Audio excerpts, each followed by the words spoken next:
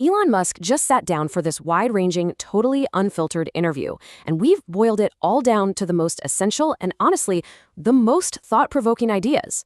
We're talking everything from government waste all the way to, well, the fabric of reality itself. So let's get into it. Okay, so we're going to kick things off with what is maybe his most out there idea, one that kind of sets the tone for this whole thing. He's basically suggesting our whole reality might just be entertainment for someone or something else. Yeah, we'll circle back to what that actually means, but first, let's bring it back down to Earth for a minute.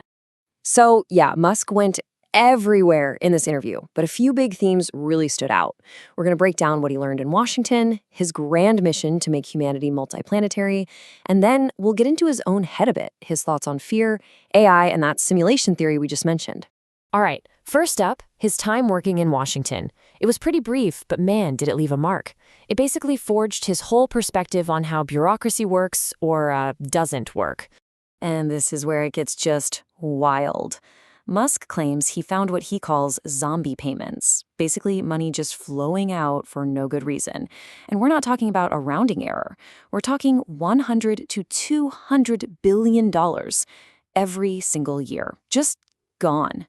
And you know, this is classic Musk, right? His solution isn't some 1,000-page policy paper. It's a super straightforward, two-step fix, like something an engineer would come up with. First, every payment needs a code. Second, every payment needs a reason. He's basically saying just doing that would stop the bleeding. Simple as that. But here's the real kicker for him, the big lesson. When you actually try to turn off that giant fire hose of money, the system doesn't exactly roll out the red carpet. He says it attacks you, and it attacks you hard. Why? Because you're messing with the way things have always been done. Okay, so from fixing problems here on Earth, let's pivot to his cosmic ambitions. Musk isn't just thinking about the next quarter. He's thinking about humanity's place in the universe. And he frames this whole space thing in this just epic context. See, he doesn't just see Starship as another rocket. That's not the point. He puts it on the same level as the biggest moment in the history of all life on this planet. Think about it. Single-celled life, multi-celled life, life crawling out of the ocean, and now life becoming multiplanetary. To him, it's that big of a deal, a top 10 hit in the history of evolution. But he's also not sugarcoating it at all. This is not some luxury cruise for the super rich. His recruitment pitch for Mars is maybe the most honest job ad ever. It's dangerous, it's cramped, it's hard work, and oh yeah, you might die. This is for pioneers, not for vacationers. And this quote really says it all, doesn't it? Earth is the cradle of humanity, but you cannot stay in the cradle forever. It's not about giving up on Earth. It's about survival. It's about making sure consciousness itself has a future, a backup plan. You have to leave the nest to grow.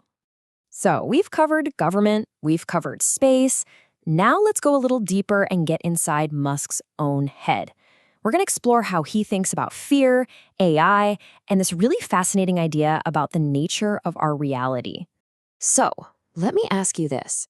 What do you think a guy who builds rockets and AI is irrationally afraid of? Like, what's his biggest fear? Well, his answer is he tries not to have them. He actually quotes the book Dune, saying, "Fear is the mind killer." He sees fear as this fog that clouds your judgment. So if he feels it, he says he actively works to just push it down and think clearly.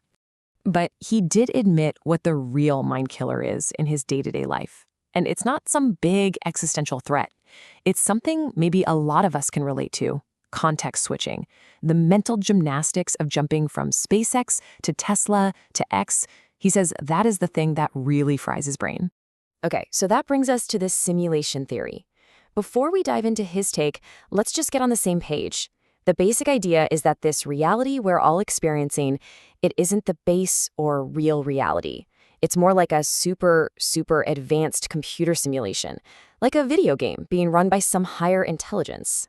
And before we get too lost in the cosmos, the interview had this funny little moment that kind of grounds the whole idea of reality. Musk's son, Saxon, was at a fancy sushi place and was just completely baffled. He asks, "What is this restaurant that doesn't have cheeseburgers?" I mean, to a kid, a restaurant has cheeseburgers. It's a great little reminder of how our own personal experiences shape what we think is real, you know? All right, so all of this, it's all building to his big idea. It's like a theory of everything for him, a way to predict what's coming next by tying it all back to that simulation idea. Okay, let's walk through the logic here, step by step. First, just assume for a second that we are in a simulation. Okay? Step 2. Simulations that get boring? Well, they probably get turned off, right? No one watches a boring show.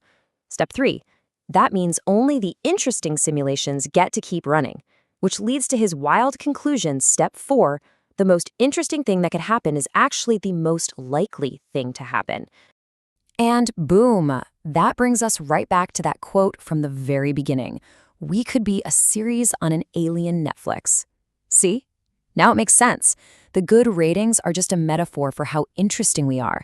To keep the show from getting canceled, we have to keep the plot moving, keep it compelling for whoever's watching. And so that's where we'll leave it, with this one final, provocative question that really sums up Musk's entire philosophy. It's almost a call to action.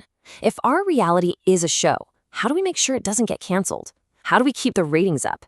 It's a call to be bold, to explore, and to be interesting. Because if he's right, our very existence might just depend on it.